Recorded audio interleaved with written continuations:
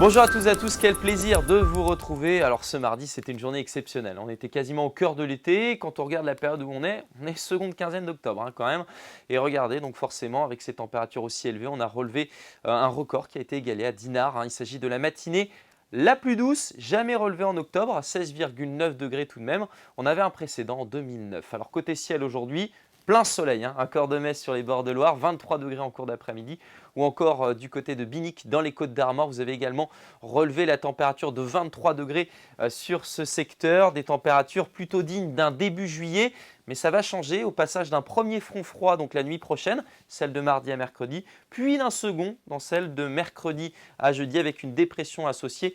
Et là, par contre, on aura une situation de coup de vent. On voit bien cette seconde dépression qui va générer donc un vent plus fort sur notre littoral et dans l'intérieur des terres, on devra aussi avoir pas mal de mouvements. Mais revenons à ce qui va se passer sur le bord de mer.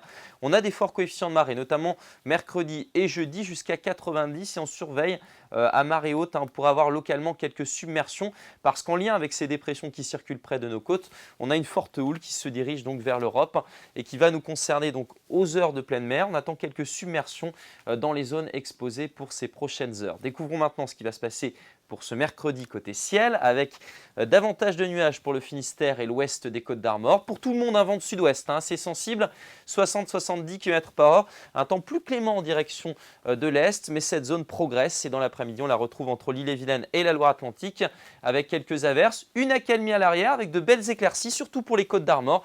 Et le ciel se voile à l'approche d'une perturbation beaucoup plus active sur le Finistère avec des pluies orageuses et un renforcement sensible du vent qui sera déjà bien présent tout au long de l'après-midi, mais qui devra atteindre en soirée jusqu'à 100 km/h pour les caps d'Iroise. Côté masse d'air, donc on va quitter cette période douce pour une période plus tempérée avec des valeurs de saison avant une nette baisse des températures à partir de jeudi.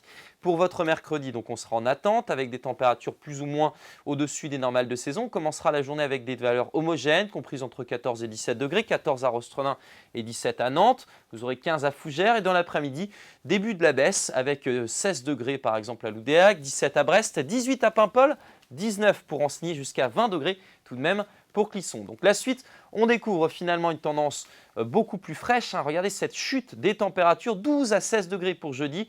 Une nouvelle perturbation qui arrive avec un petit peu de vent. Ça ira mieux pour vendredi avec une matinée très fraîche, seulement 2 degrés au petit matin. Nous pourrions même avoir quelques gelées. On reparle de ça dès demain. Très belle journée.